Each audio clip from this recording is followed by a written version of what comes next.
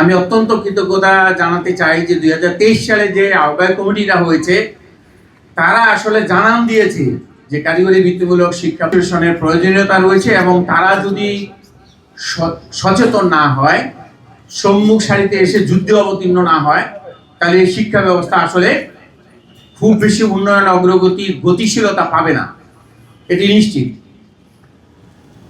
জাহিদ সাহেব চমৎকারভাবে বিষয়গুলোকে উপস্থাপন করছেন, একদম সিকোয়েন্সিয়ালি, যে একটা জিনিস হলে কি থাকতে পারে, তার মিশন ভিশন কি থাকতে পারে, তার পিলার কি হতে পারে, তার মটো কি হতে পারে, কিভাবে প্রসিড করা যেতে পারে, একটা সংগঠন আসলে কিভাবে পলিসি মেকিং থেকে শুরু করে একেবারে এক্সিকিউশন লেভেলে, রুট লেভেলে কিভাবে টপ টু বটম জায়গায় তাদের নিজস্ব মেধা চিন্তার প্রতিফলন ঘটাতে পারে অংশগ্রহণমূলক কার্যক্রমের মাধ্যমে, সেটি উনি চমৎকারভাবে উপস্থাপন করছেন। আমি ওনাকে অত্যন্ত কৃতজ্ঞতা ধন্যবাদ জানাই যে আজকের এরকম একটা বড় গ্যাদারিংয়ে উনি চমৎকারভাবে একটি সংগঠন, বিশেষ করে কারিগরি শিক্ষা সংগঠনকে দাঁড় করানোর জন্য সবার হৃদয়ে মস্তিষ্কে একটু টাচ করেছেন, এটিকে আপনারা চিরস্থায়ী উদ্যান করেন।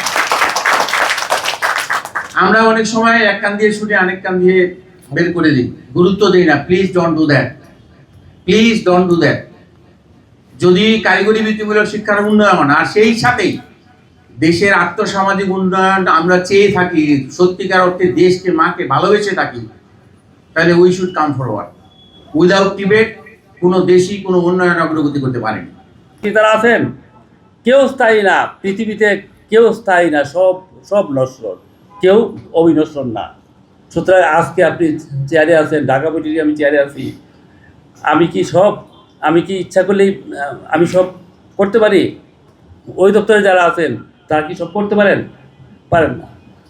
আলী আজম সাহেব, ফারহানা ম্যাডাম সহ যারা এই সংগঠনের সাথে আজকে জড়িত আছেন, যারা এটাকে এই পর্যায়ে বাস্তব রূপে রূপান্তরিত করার চেষ্টা করেছেন এবং এই পর্যায়ে নিয়ে আসতে পেরেছেন, এর জন্য আমি আপনাদেরকে আমার পক্ষ থেকে, ঢাকা পলিটেকনিক ইনস্টিটিউটের পক্ষ থেকে আমি আন্তরিক অভিনন্দন। মানে এটা তো it's an institution, A cadre service member himself herself is an institution, এটা মাথায় রাখতে হবে।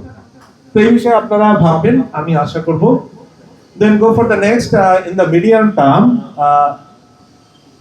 ইন দ্য নেক্সট ফেজ আমাদের অর্গানাইজেশনটাকে আমরা কিভাবে মোল্ড করব সেটা আমরা বলছি যে of course we have to create some research sell and journal. Of course, we must have annual national event conference. Of course, this is technical education cadre will arrange this in their own jail. And teacher certification scheme. এই teacher certification স্কিমের জায়গাটাতে আমি যদি বলি তাহলে কারণ হচ্ছে আমাদের মূল যে জায়গাটা we want to produce smart product. আমি ইন্ডাস্ট্রির ভাষায় বললাম, যেহেতু আসলে আমরা তো একটা industry, polytechnic itself is industry, তো আমি সেই ভাষায় বলছি if we want to make smart product, then of course we have to keep ourselves paced with continuous learning.